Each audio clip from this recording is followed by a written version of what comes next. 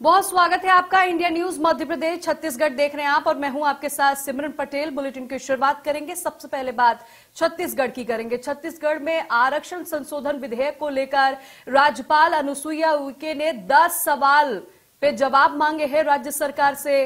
राज्य सरकार को जवाब तलब भी किया गया है। आपको बता दें, राजभवन में आला अधिकारियों ने संशोधन विधेयक पर 12 दिन तक विधि विशेषज्ञों की राय पर 10 आपत्ति की। राजभवन में मुख्य आपत्ति राज्य सरकार की ओर से ओबीसी और आर्थिक रूप से कमजोर वर्ग की जनसंख्या को लेकर गठित क्वांटिफाइबल डाटा आयोग पर डाटा आयोग की रिपोर्ट सरकार ने ना तो विधानसभा में पेश किया और ना ही राज्य भवन में भेजा। अब राज्यपाल ने डाटा आयोग की रिपोर्ट मांगी है, जिसको लेकर राज्य भवन ने पूछा कि क्या इस विधेयक को पारित करने से पहले अनुसूचित जाति, अनुसूचित जनजाति का कोई डाटा जुटाया गया था।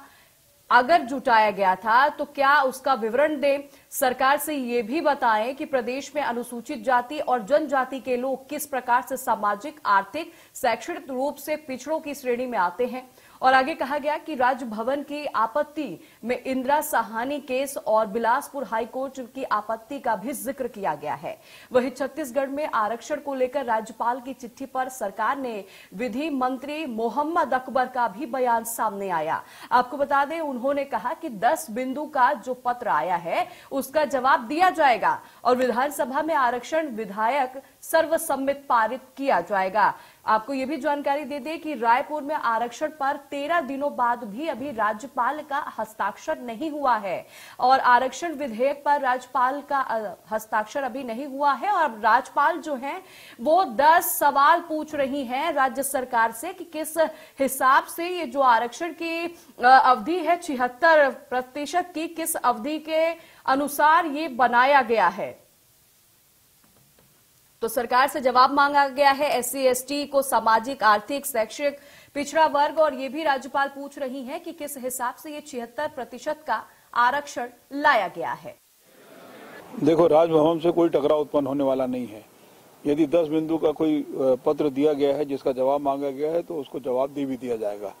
और जहां तक विधानसभा में विधेयक पारित करने की बात है तो वो सर्वसम्मति से पारित हुआ है और बाकायदा विधि विभाग ने परिमार्जन किया है और जो परिस्थितियों का, जिन परिस्थितियों के आधार पर ये किया जा सकता था, बाकायदा क्वांटिफाइबल डाटा के आधार पर उन परिस्थितियों का निर्माण किया गया है और उसके आधार पर पूरा जस्टिफाइड तरीके से किया गया है। और जहां तक यदि चिट्ठी आई है तो उसका जवाब भी दे दिया जाएगा। टकराव वाली जैसी कोई बात नहीं।